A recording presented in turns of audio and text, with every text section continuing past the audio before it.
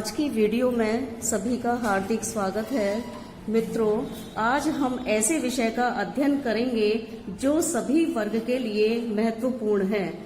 हमारा आज का विषय है संस्कृत वर्णमाला तथा उच्चारण स्थान। संस्कृत वर्णमाला ये भाषा का आधार है और जब तक आधार मजबूत नहीं होगा आगे भाषा के विषय में हम अपना कोई भी स्थान नहीं बना पाएंगे।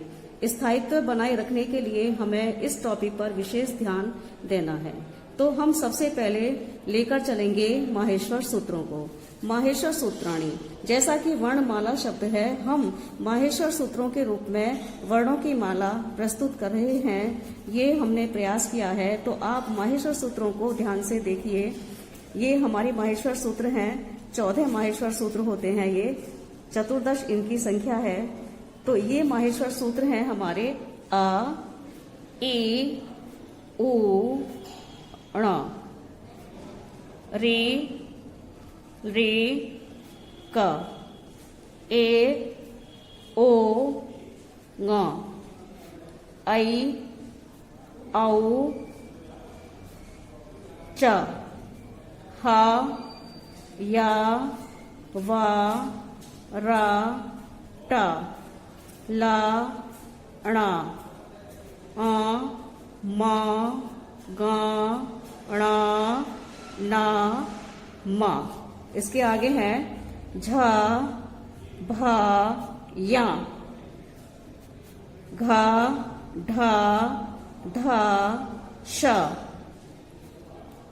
ज, ब, ग, ड, द, श, ख, फ, छ, ठ, थ, च, ट, त, प, क, प, य, श, स, स, र।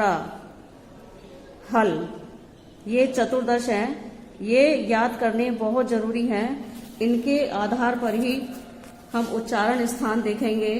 और ये पहले हम यहाँ ये क्लियर कर देते हैं, ये यहाँ से लेकर यहाँ तक अच, ये हमारे अच हैं।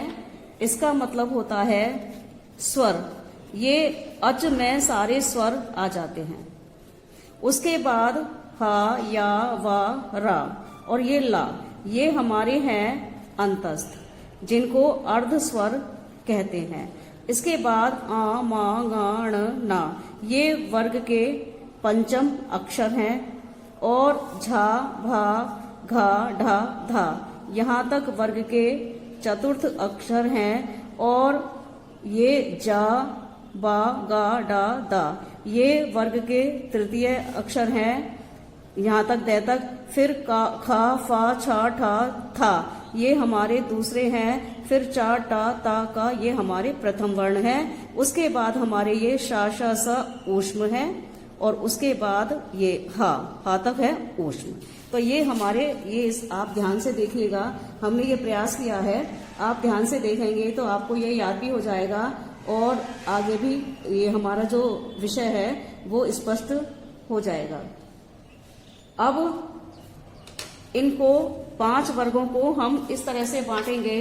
ये कुवर्ग, कु, चु, टू, तु, पु, अर्थात क वर्ग, ठीक है, क, च, ट, त और ये प। अब हम इसको विस्तार से ना जाते हुए हम इसी में इनको क्लियर कर लेंगे। ठीक है, मैंने ये आप लिख दिया है 5, 4, 3, 2, 1। अब हम अगले पृष्ठ से उच्चारण स्थान लेकर चल रहे हैं, तो आप उस पर विशेष ध्यान देंगे।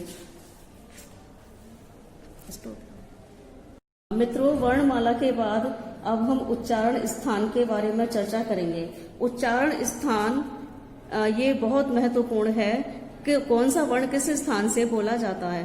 हमारी जिह्वा जहाँ स्पर्श करती है वो स्थान उस वर्ण का उच्चारण स्थान कहलाता है। सबसे पहले आएगा कंठ। अकुह विसर्जनीया नाम कंठ। तो इसमें आ ये दो स्वर हो गए, क वर्ग, का, खा, गा, घा, गा, और हा तथा विसर्ग। इसके उच्चारण स्थान है कंठ। जैसे उदाहरण के रूप में हम प्रस्तुत करेंगे, का, कहा, चाह, पिकह, चा, गायतः। का, गा भी है इसमें, तो और ये विसर्ग। ठीक है, अब इसमें इनके उच्चारण स्थान हम कंठ से ही करेंगे। दूसरा है तालव्य। तालव्य में ईचु यशानाम तालु, तो ये इसमें इस तरह से आएगा, ये यहाँ पर ईचु यशानाम तालु, तो ई बड़ी ई, ये दोनों स्वर हो गए, चा, छा, जा, झा, या और शा। इस सूत्र में ही ये सारे हमारे आ जाएंगे, तो इनका उच्चारण स्थान होता है तालु।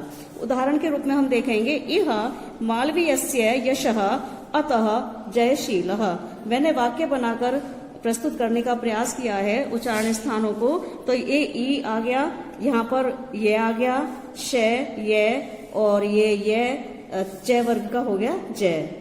ठीक है, और ये श भी हो गया। इस तरह से यहाँ पर कई वर्ण हमारे इस उदाहरण में प्रस्तुत हो गए हैं। तो अब इनका उच्चारण हम ध्यान से करेंगे तो हम जीभ वहीं पर स्पर्श करती हुई महसूस होगी। तीसरा है मूर्धन्य। तो मूर्धन्य में क्या होगा, री, ठीक है, री टू रसाणा मूर्धा, तो इसमें री आ जाएगा, और ये हमारा इसमें दीर्घ भी आ जाएगा। स्वर हो गए दोनों, टा, ठा, डा, ढा, णा, ये पांचों ये वर्ण हो गए, रा और शा। इन्हें हमेशा हमें हलंत लगाकर ही लिखना चाहिए, क्योंकि हलंत लगाने से वो मेन व्यंजन हमारा प्रदर्शित होता है, और यदि हम हलंत नहीं लगाएंगे तो उसमें एस और हमारा जुड़ जाएगा, तो जो कि हमारा सही नहीं माना जाएगा। तो इसका उच्चारण स्थान है मूर्धन्य। अब हम उदाहरण देखेंगे। इसका उदाहरण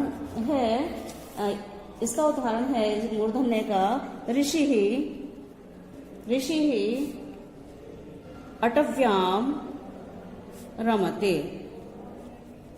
तो इसमें ऋषि, री, और ये ट वर्ग का मैंने प्रयास किया है, ट वर्ग हो गया, और इसमें र हो गया। ठीक है, अब ऋषि, और ये श हो गया। तो इसमें हमारे अधिकतर वर्ण आ गए हैं, ऋषि ही अटव्याम रमते। तो इसमें उदाहरण में हमारे कई वर्ण मूर्धा से बोले जाने वाले हैं। अब हमारा ये चतुर्थ नंबर का है दंत्य।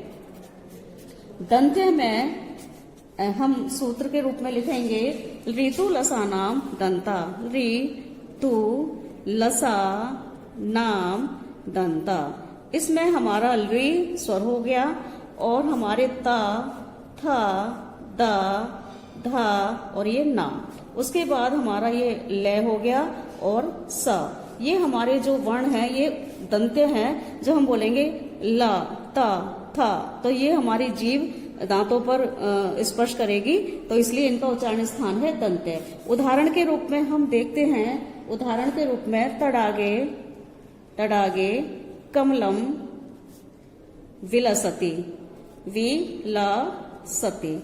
अब इसमें हम देखते हैं, ये आ गया हमारा तय, और ये हमारा आ गया ला, और ये हमारा आ गया सा।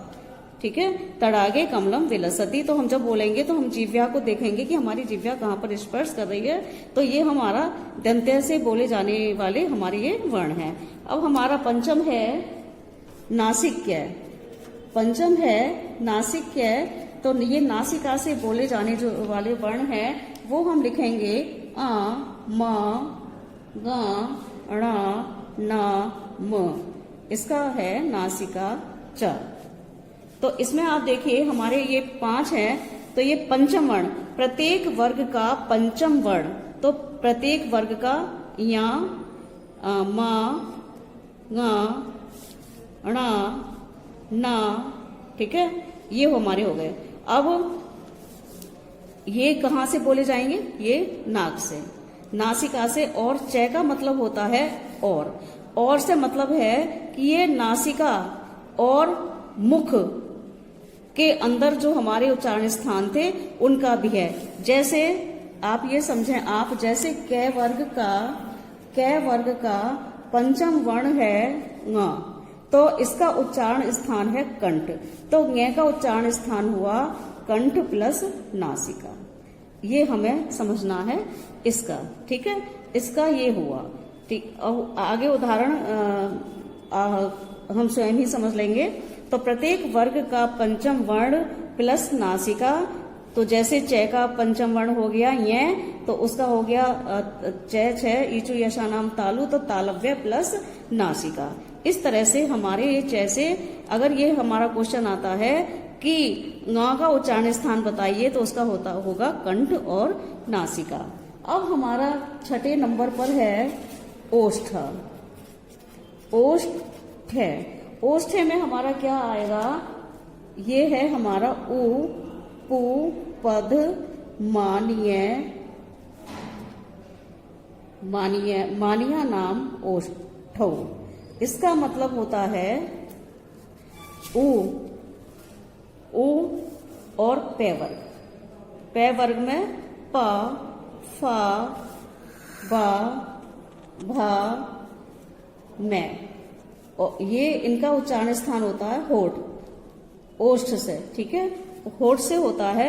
जब हम कोई भी इस तरह के वर्ण बोलेंगे तो हमारी जीभ होठ पर आएगी, तो ओष्ठ, जैसे पे है वे, तो यही हम उदाहरण के रूप में हम इन्हें ही बोलेंगे, तो हमें ये बात हमें समझ में आ जाएगी, ठीक है। अब जैसे हम 1 मिनट बोल देखते हैं, पंपा शब्द है जैसे, तो पे और मैं सारे वर्ण इसमें इसके आ गए, तो पंपा, होठ से हमें ये बोलना पड़ रहा है, तो इसका उच्चारण स्थान होगा ओष्ठ। ओष्ठ।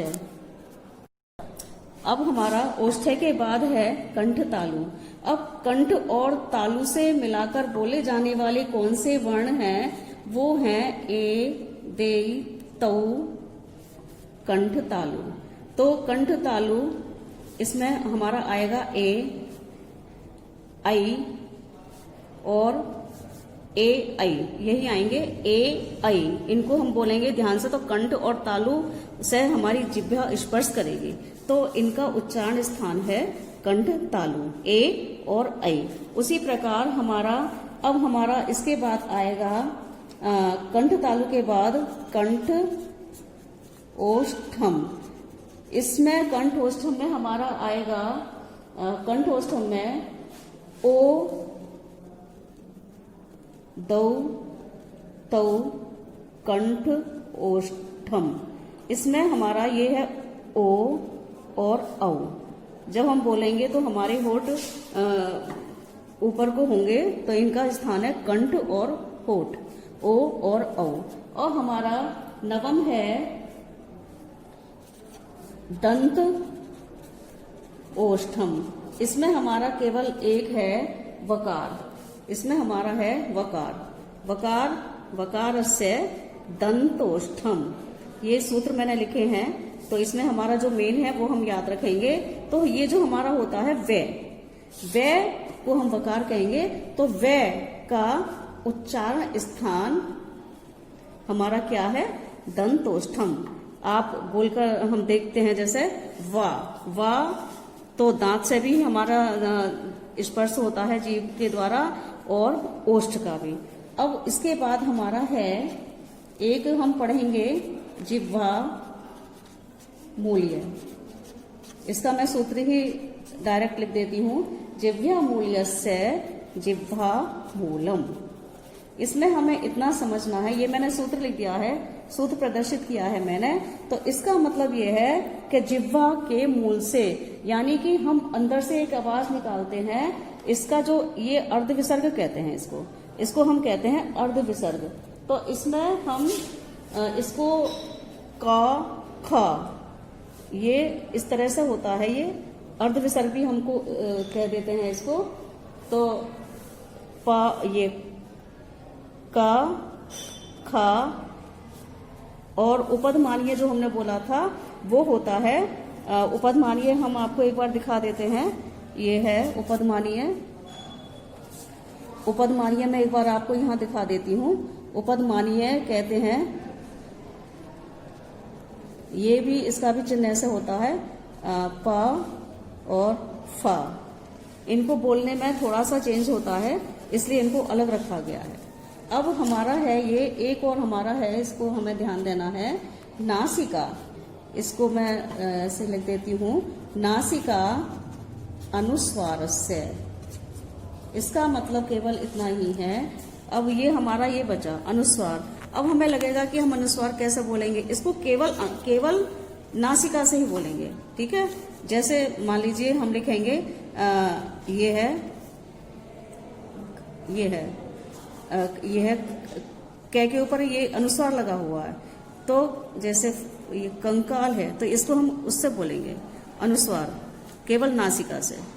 तो इस तरह से ये हमारे उच्चारण स्थान हो गए हैं। तो आप इनको अगर ये बार बार पढ़ने का प्रयास करेंगे तो हमें उच्चारण स्थान याद हो जाएंगे।